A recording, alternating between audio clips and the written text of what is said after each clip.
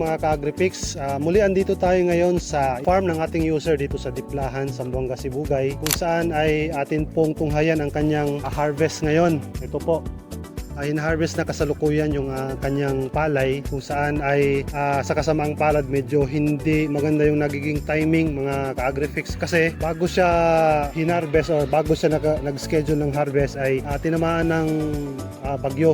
So ito po yung sitwasyon ng kanyang farm, kung saan lahat ng kanyang pananim or kanyang palay ay talagang yumuko at halos tumba lahat dahil sa malakas na hangin at tubig. Sa kasalukuyan ay hindi pa tapos ang kanilang pagtimbang sa kanilang ani, pero tinanong natin kanina yung representative ng NIA, kasi NIA po yung kasalukuyang humahawak sa harvest dito sa user natin. According sa record ng NIA, nasa average of 75 kilograms per sack ang kanyang timbang, at nasa around 68 sacks total sa isang hektarya. So kung titingnan natin mga ka-Agrifix, although tinamaan tayo ng typhoon, tinamaan tayo ng masamang panahon, still hindi naman masyadong masama yung dating ng ating harvest dito ngayon sa ating lugar dito sa Diplahan. So titingnan pa natin yung ilang mga updates mamaya sa ating pang ibang farms na kasalukuyang hinaharvest pa ng mga harvesters natin.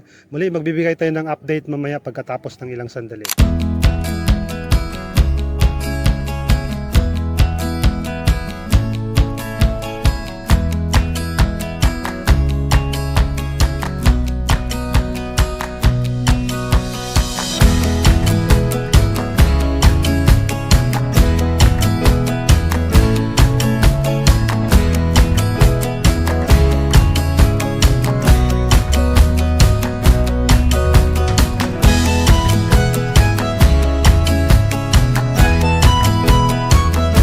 So far, sir, imuhang imuhang abono kaning luna lang nimo dire. Nakat gyud nimo siya katong decide nimo kuan. Medyo nag-cut ko siya. Instead of unom ka bags per hectare, gikat na ko siya og tag-upat-upat lang. Bags na lang. Gibali upat na lang ka bags akong gamit per hectare.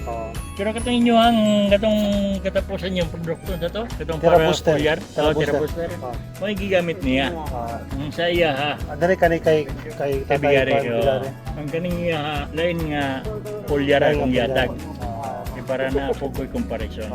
Pamati nimo medyo kuan na bisag sa panahon medyo laban na. Kung ikumpara na ko sa uban nga wala na ko ma-apply medyo elevated siya gamay. Elevated siya. So somehow na yung impact gihapon ng atong kuano, ang atong ang produkto ninyo na impact.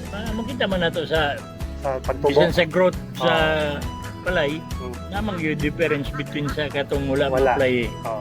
Wrong timing lang ta karon kay medyo dili kayo cooperative ang panahon. Pero gani yung sa dia, kay pagbaha na may mga damage gani dia sa ilaga. Kay pagbaha ang mga ilaga yung gawas man. Ang katong dito sa lowland, saka man diri sa taas. So nagi gamay yung damage. Yung plus napla pa gamay. So overall medyo naghapon. Kaya ra gyapon. Kaya ra. Plus naka-assist pag yun ang programa sa gobyerno. Di man daan losing pero dili ra pod kayo gaining. Gamay ang kuan ang loss o panalitan.